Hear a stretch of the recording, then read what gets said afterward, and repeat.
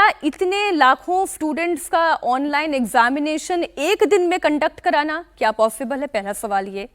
और अगर एक दिन में इसे कंडक्ट नहीं कराया जा सकता है तो क्या अलग अलग पारियों में इसे अलग अलग दिनों में इसे डिवाइड करके फिर कंडक्ट कराया जा सकता है? और अगर ये ऐसा हो सकता है तो फिर एनटीए डर क्यों रही है, वो क्यों नहीं ये कर पा रही है?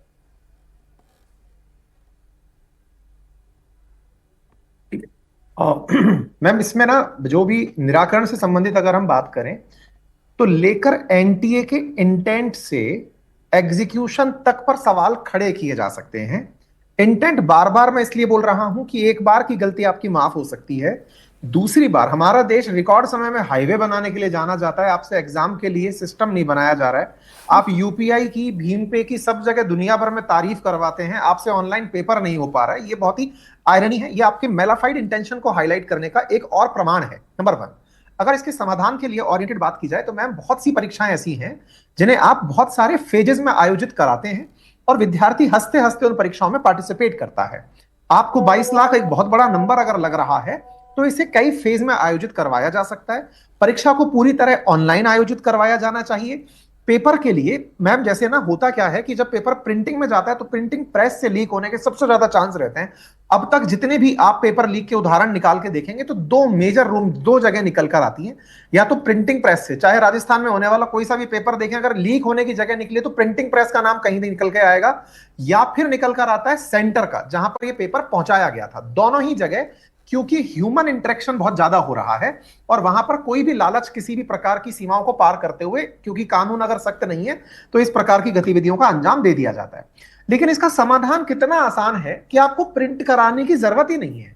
आप क्वेश्चन बैंक की 20,000 क्वेश्चन की रेपोजिटरी बनाइए, एआई का जमाना है, वहां से अपने आप उठ के क्वेश्चन आने दीजिए। मैम, एनटीए का जो ये एग्जाम होता है, नीट का एग्जाम, ये तुलनात्मक रूप से सरल एग्जाम माना जाता है जेई की तुलना में। सरल का मतलब होता है कि आपकी जो एनसीईआरटी की किताब है, जो सीबीएसई ने किताब लिखी है, उसमें हर लाइन से क्वेश्चन बन सकता है। और बहुत सारी कोचिंग संस्थान अपनी फिजिक्स, केमिस्ट्री, बायोलॉजी से लगभग 20,000 क्वेश्चन ऐसे निकाल कर दे देते हैं छात्रों को कि आप इन क्वेश्चंस को कर जाओगे तो सिलेक्शन हो जाएगा। मतलब क्वेश्चन बैंक जो आज चर्चा में आ रहा है, 410 क्वेश्चन में से 100-150 सवाल निकल के आने का, 20,000 क्वेश्चन में से तो सारा पेपर निकल कर आता ही है। आप 20,000 क्वेश्चन उठा के पकड़ा दीजिए ना एआई को, और वो अपने हिसाब से निकाल कर आपको पेपर बनाकर दे देगा। तो ट्रांसपेरेंसी में टेक्नोलॉजी को अपनाया जा सकता है, इंटेंट जरूरी है। अब इस इंटेंट के लिए सरकार इसे कैसे देखती है, क्योंकि ना केवल इंफ्रास्ट्रक्चर का बल्कि छात्रों का, और मैम 22 लाख बच्चे अगर एक साल पीछे होते हैं, और छोड़िए आप 4 महीने भी पीछे होते हैं, तो उसको देश की जीडीपी में कितना असर पड़ेगा ये आने वाला समय देखता है। बिल्कुल, आप ठीक कह रहे हो। और आपने जो निराकरण के तरीके बताए, मैं तो कहती हूँ कि सरकार इतने बड़े लेवल पर काम करती है, लोगों से बात करनी चाहिए। ऐसे एडुकेटर्स जो अच्छे सलाह दे सकते हैं उनसे सजेशंस लेने चाहिए, और इसे ऑनलाइन कराने का विकल्प तो ढूंढना ही पड़ेगा, वरना साल दर साल ऐसी खबरें आती रहेंगी, पेपर लीक होते रहेंगे। और उन मध्यम वर्गीय परिवारों का सोचे जरा, जो अपने एक बच्चे को नीट की कोचिंग कराने के लिए न जाने कहाँ कहाँ सेंटर में लाखों की फीस सबमिट करते हैं, और फिर उनका एक 1.5 साल 2 साल बर्बाद हो जाता है, फिर वहीं शून्य से वो शुरू करते हैं। जरा उन मिडिल क्लास फैमिलीज के बारे में सोचें। जांच एजेंसी के सामने इस वक्त बहुत सारे सवाल हैं। नीट पेपर लीक की साजिश का मास्टरमाइंड कौन है? पहला सवाल तो ये। 120 सवाल हूबहू पेपर में कैसे मिले? गैस पेपर कहां तैयार किया गया? गैस पेपर सबसे पहले किससे मिला? गैस पेपर 20 लाख में क्यों बेचा गया? कितनों को बेचा गया? कैसे बेचा गया? और कितने स्टूडेंट ने गैस पेपर खरीदा?